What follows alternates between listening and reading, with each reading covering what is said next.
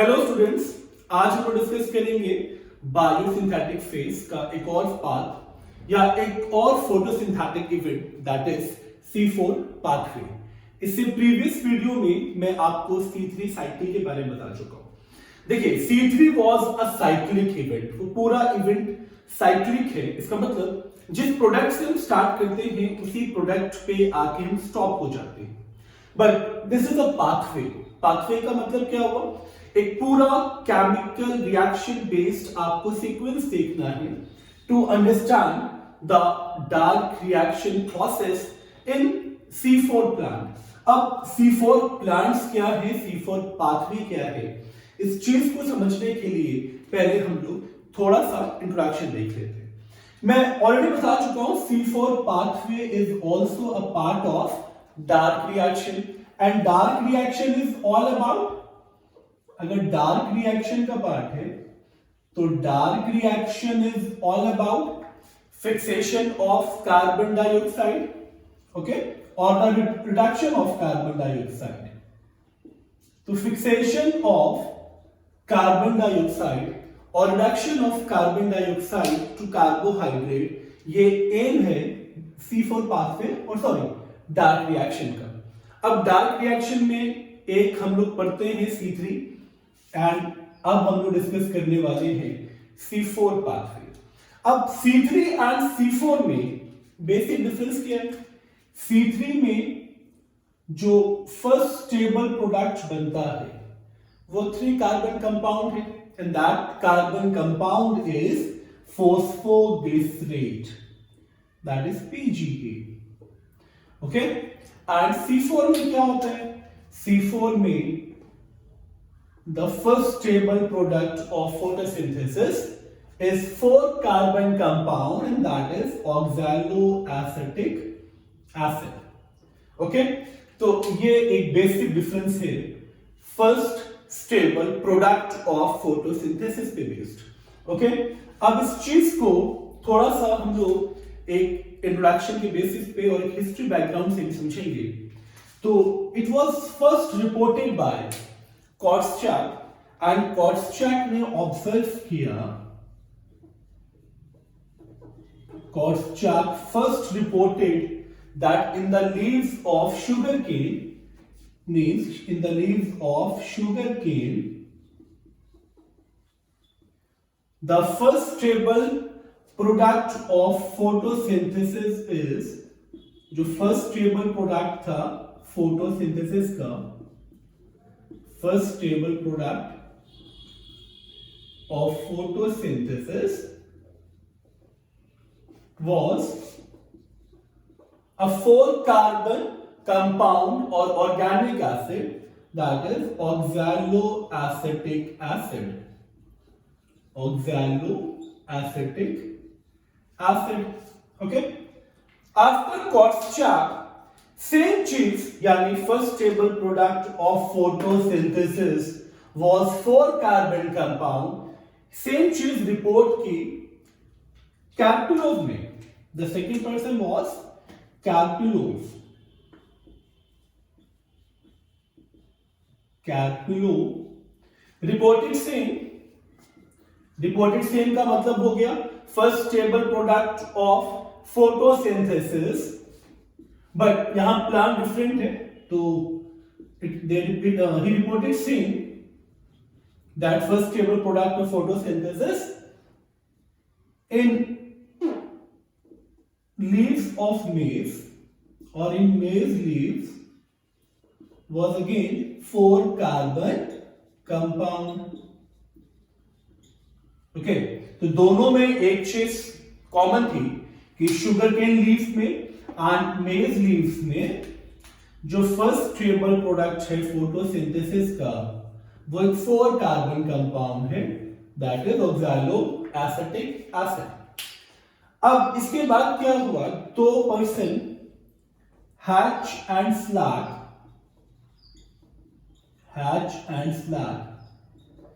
they were the first group or first persons who reported or who investigate mainly investigate the path of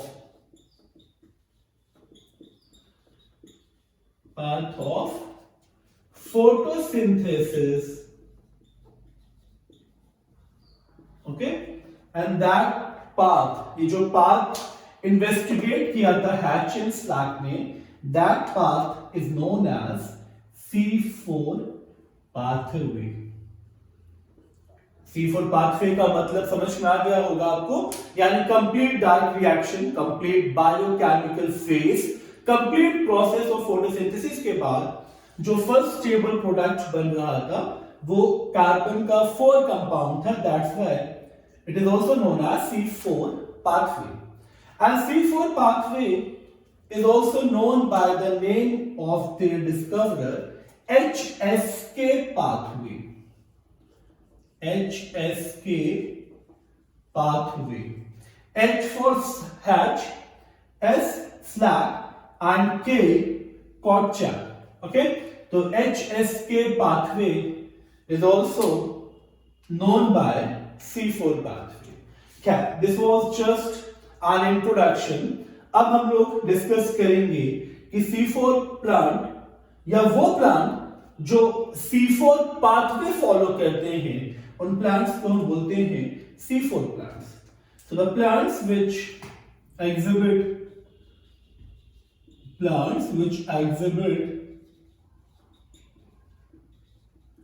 C4 pathway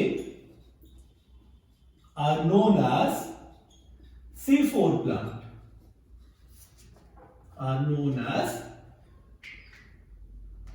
C4 plants. तो ये चीज तो clear है कि जो भी प्लांट C4 पाथवे फॉलो करेगा उसे हम C4 प्लांट्स बोलेंगे.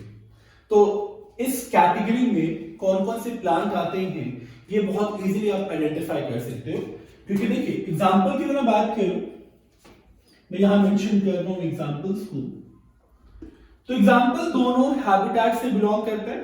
इट सिंपली मींस कि ट्रॉपिकल रीजन से भी हो सकते हैं प्लांट. ओके, ट्रॉपिकल में मेनली ड्राई और ज़ैरिड कंडीशन.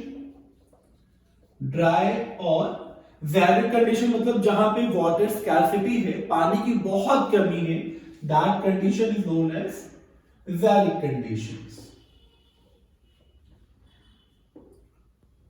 तो ये आपका हैबिटेट हुआ tropical as well as subtropical regions. बहुत सारे एग्जांपल्स हैं सब ट्रॉपिकल रीजन्स में से.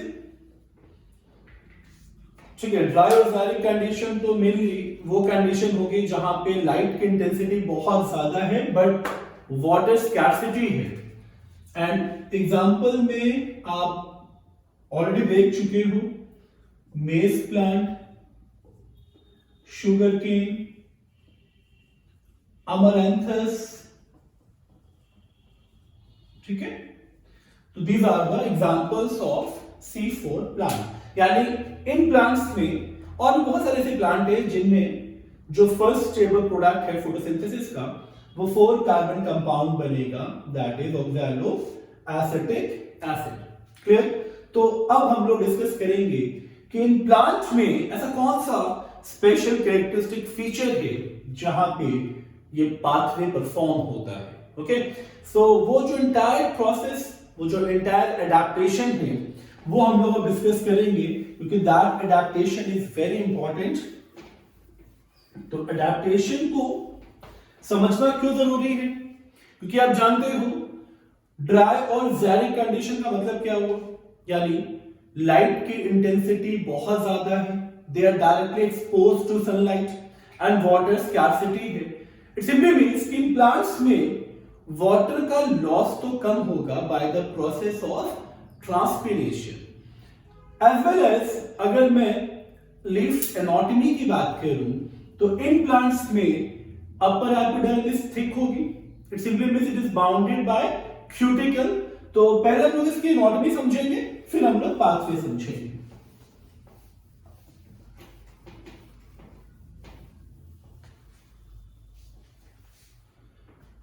तो एनाटॉमी जो इस C4 प्लांट का अडेप्टिव फीचर है, मैं अडेप्टेशन को मेंशन कर रहा हूं,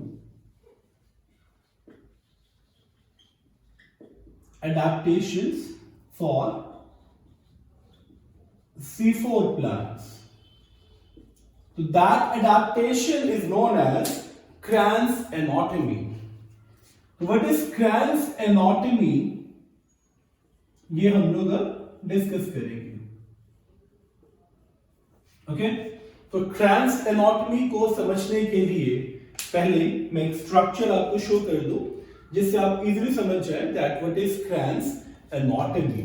ओके, तो इस स्ट्रक्चर को समझने के लिए मैं एक लीफ का एनाटॉमी ड्रॉ कर रहा हूं जिससे आपको Kranz anatomy बहुत इजीली समझ में आएगा. ओके, तो मान लेते हैं ये लीफ का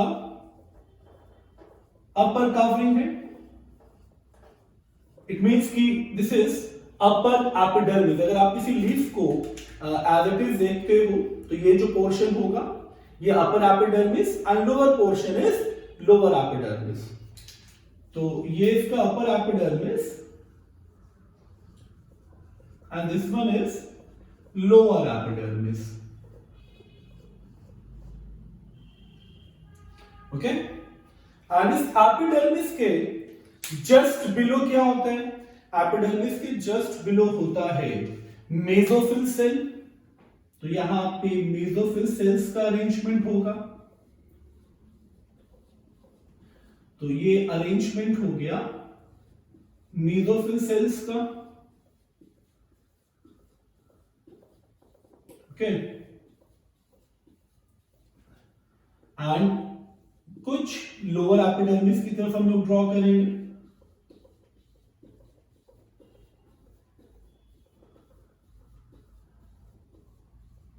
तो ये अरेंजमेंट है मेसोफिल सेल का. ओके,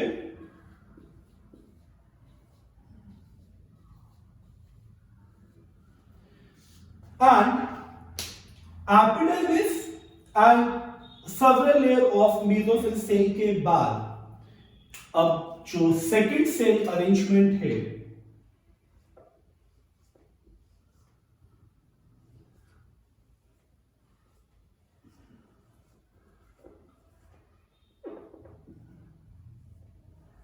तो that arrangement is known as arrangement of bundle sheath cell. बात समझ में आ रही है आपको? मैं पहले ये सारी चीजें लेबलिंग करके एक बेसिक चीज बता दूं आपको, उसके बाद ये चीज बहुत इजी हो जाएगी फॉर अंडरस्टैंडिंग. सी, ये पोर्शन जो है इसका, ये पूरा जो लेयर है, this one is upper epidermis,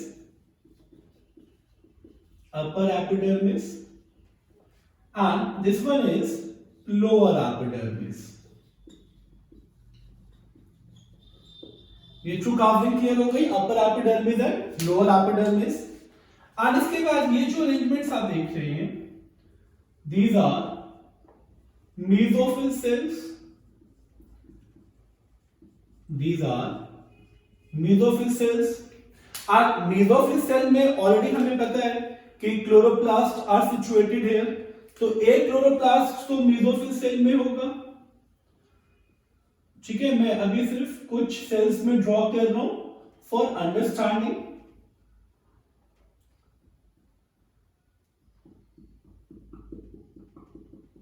okay, तो एक सेल तो हमको क्लोरोप्लास्ट हमको मेसोफिल सेल में दिख रहा है.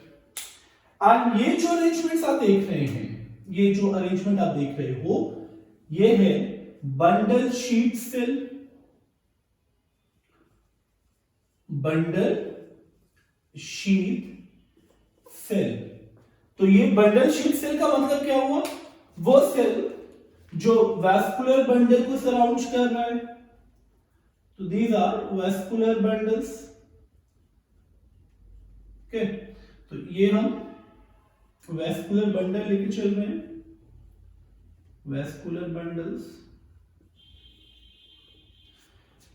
तो स्ट्रक्चर में एक चीज बहुत इंपॉर्टेंट है कि जो क्लोरोप्लास्ट है वो मेसोफिल सेल्स में भी है एंड बंडल शीथ सेल्स में भी है।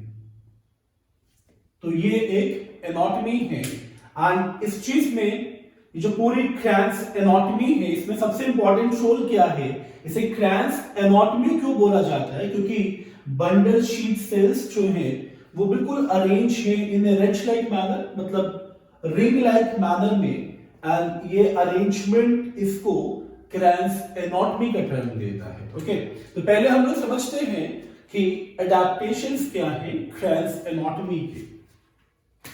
तो Kranz for Kranz anatomy, for Kranz anatomy जो इंपॉर्टेंट कैरेक्टरिस्टिक है पहले उसको डिस्कस करेंगे। Okay, the first one is mesophyll cells. Okay, and mesophyll cell में क्लोरोप्लास्ट जो प्रेजेंट होगा उनको हम बोलते हैं ग्रैनुल क्लोरोप्लास्ट। ग्रैनुल क्लोरोप्लास्ट का मतलब क्या हुआ कि ये जो क्लोरोप्लास्ट है they are situated inside the grana. मैं C3 की साइकिल में क्लोरोप्लास्ट के स्ट्रक्चर को भी समझा चुका हूं, तो एक बार आप देख सकते हो what is grana and what is stroma. तो मेसोफिल सेल में क्लोरोप्लास्ट जो है, chloroplast are granal. It simply means they are situated inside the grana. And bundle sheath cell में क्या है, बंडल शीथ में बंडल शीथ सेल में जो क्लोरोप्लास्ट है वो ए ग्रैनुल है। ओके, तो क्लोरोप्लास्ट आर ग्रैनुल। इसका मतलब बहुत सिंपल सा है कि ग्रैना यहां पे एब्सेंट है, तो ग्रैना एब्सेंट है, इसका मतलब एक चीज भी क्लियर हो जानी चाहिए आपको कि यहां पे थाइलाकॉइड लूजली अरेंज्ड होंगे। मेसोफिल सेल में क्या होगा, थाइलाकॉइड स्टैक्स की फॉर्म में प्रेजेंट होते हैं one over the another, but यहां पे thylakoids are loosely arranged. Thylakoids are loosely arranged. बात समझ में आ रही होगी आपको। ये जो दो टाइप के क्लोरोप्लास्ट आप देख रहे हो, ग्रैनुल एंड अग्रैनुल, तो by this arrangement of chloroplast, it is also known as dimorphic chloroplast. तो ये अरेंजमेंट इसको डाइमॉर्फिक क्लोरोप्लास्ट की फॉर्म में मेंशन करता है। Okay, dimorphic chloroplast. तो this is also a very important part for the crans anatomy. After dimorphic chloroplast, second important adaptation क्या है, सेकेंड इंपॉर्टेंट जो अडेप्टेशन है वो है the event of light and dark reaction. Okay, तो क्रैंस anatomy एक और अडेप्टिव फीचर क्या देता है कि जो लाइट रिएक्शन है ये सेपरेटली होगा, मतलब ये मेसोफिल सेल में होगा। तो लाइट रिएक्शन टेक्स प्लेस है mesophyll cells.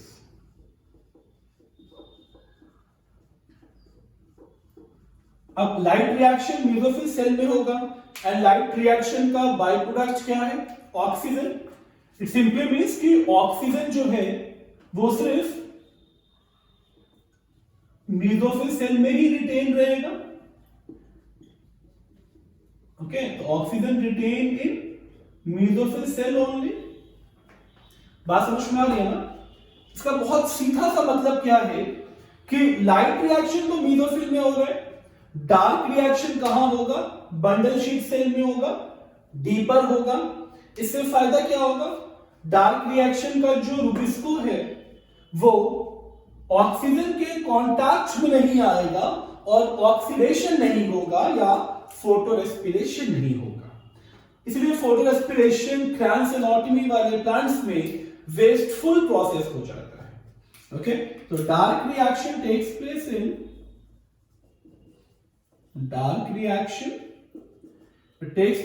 bundle sheath cell ये बंडल शीट सेल में होगा,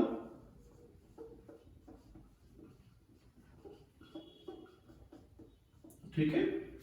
एडवांटेज क्या मिलेगा? एडवांटेज ये मिलेगा कि अब इट प्रिवेंट या इट कंप्लीटली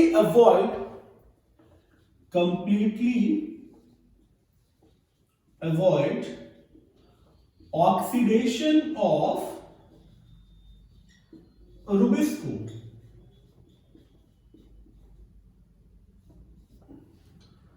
तो ऑक्सीडेशन नहीं होगा रूबिस्को का।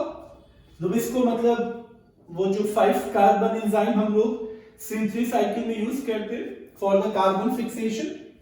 अब इंपॉर्टेंस क्या है कि जो फोटो रेस्पिरेशन है क्रैंस एनाटॉमी वाले प्लांट्स में, वो वेस्टफुल प्रोसेस है।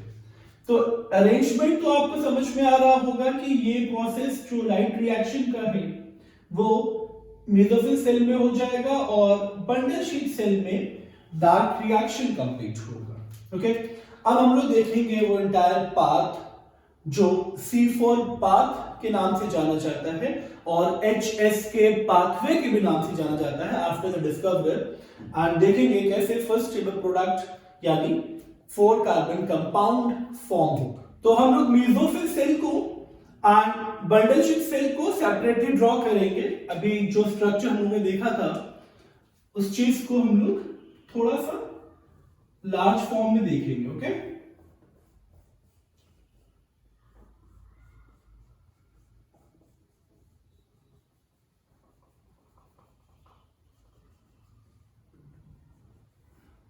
तो ये जो पहला सेल आप देख रहे हो ये हो जाएगा आपका मेसोफिल सेल।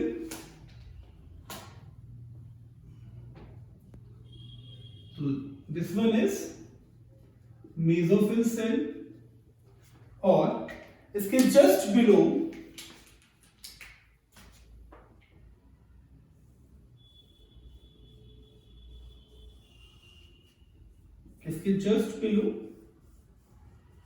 हम लोग देखेंगे बंडल शीट सेल को। तो ये आपका बंडल शीट सेल,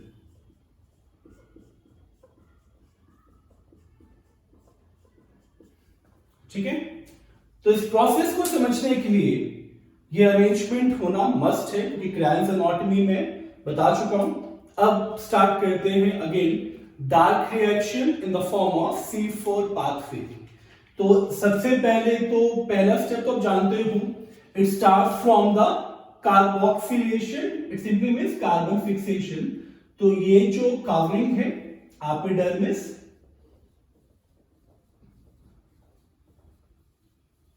ओके, तो एपिडर्मिस से डिफ्यूज होके CO2 एंटर होगा into the mesophyll cell. Okay, ये मेसोफिल सेल है, CO2 एंटर हुआ by the process of diffusion. You can also mention diffusion process.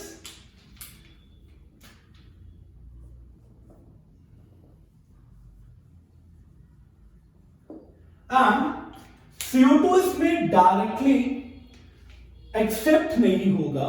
इसका पहला जो फॉर्म है CO2 के फिक्सेशन का वो ये है कि CO2 reacts with water first. तो CO2 reacts with water,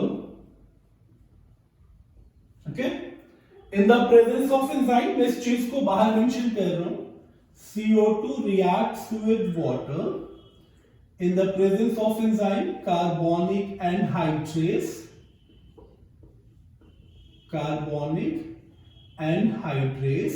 and it forms carbonic acid। H2CO3 is carbonic acid। तो ये कार्बोनिक एसिड का फॉर्मेशन होगा।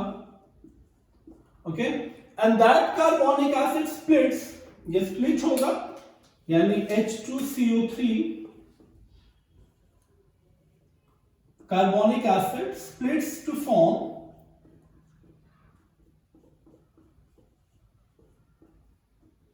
हाइड्रोजन, मतलब दिस इज मेनली H+, इसको हम प्रोटॉन भी बोल सकते हैं, एंड ये बाइकार्बोनेट आयन। तो कार्बन सबसे पहले वाटर से रिएक्ट करेगा, कार्बोनिक एसिड का फॉर्मेशन करेगा, देन कार्बोनिक एसिड स्प्लिट होके बाइकार्बोनेट आयंस बनेगा, और ये बाइकार्बोनेट आयन मैं यहां मेंशन कर रहा हूं HCO3, और ये बाइकार्बोनेट आयन जो है ये हमें कहां से मिला, बाय दिस रिएक्शन। ओके, यानी कार्बन डायरेक्टली एक्सेप्ट नहीं होगा, ये एक्सेप्ट होगा in the form of bicarbonate ions by phosphoenol pyruvate, इसको एक्सेप्ट करेगा phosphoenol pyruvate which is a 3 carbon compound, and bicarbonate carbon कितना है यहां पे, 1 carbon compound, and it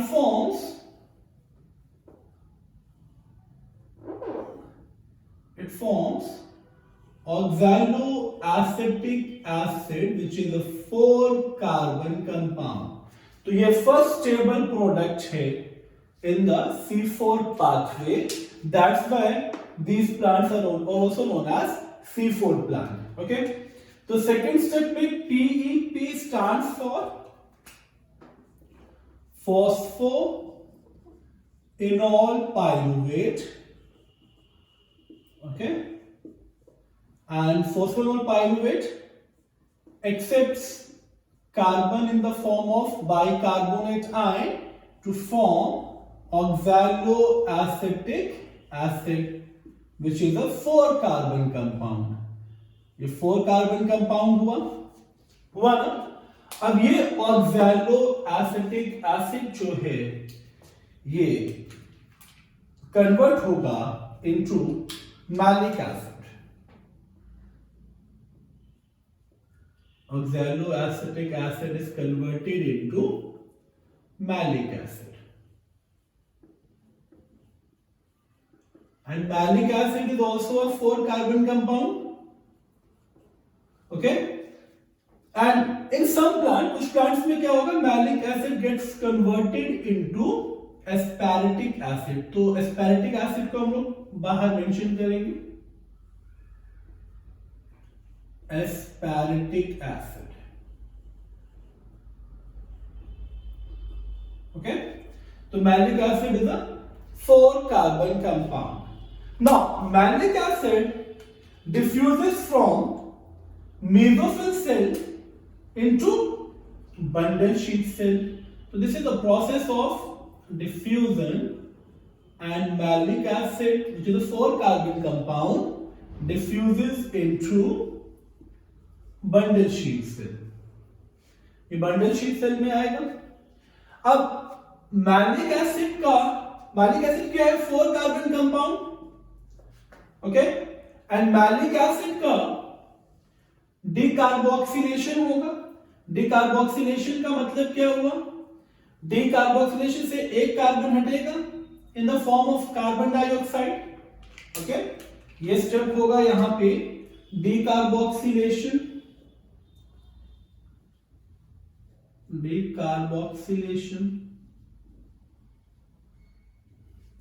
okay, and इस CO2 को एक्सेप्ट करेगा रुबिस्को,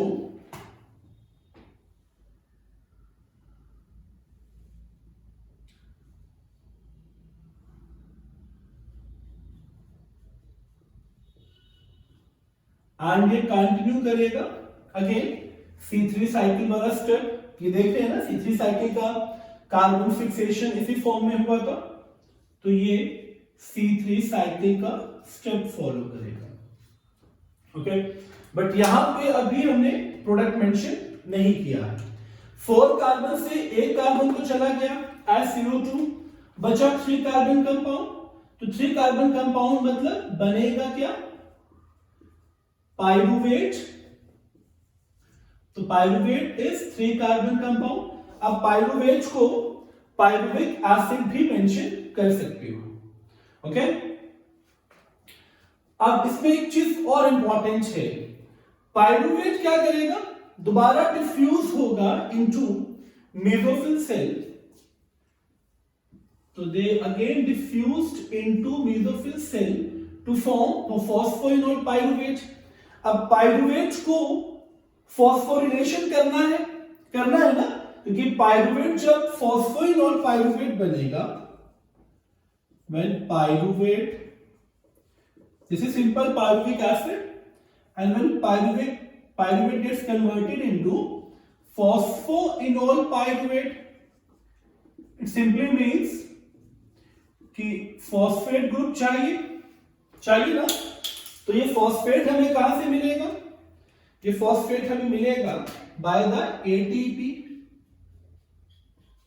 ओके, और यहां हम 2 फॉस्फेट लेंगे तो ये कन्वर्ट होगा इनटू ANP एंड फॉर्मेशन होगा फॉस्फोइनोल पाइरुवेट का.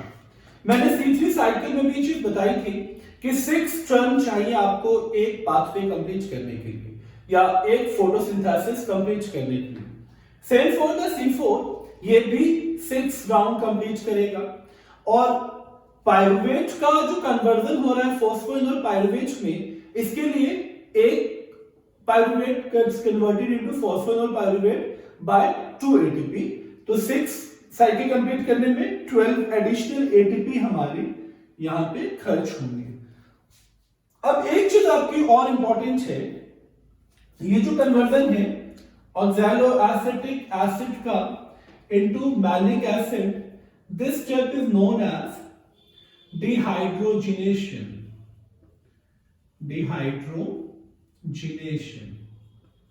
ओके, इट सिंपली मीन्स यहां पे भी एक इवेंट होगा, NADPH2 कन्वर्ट होगा NADP.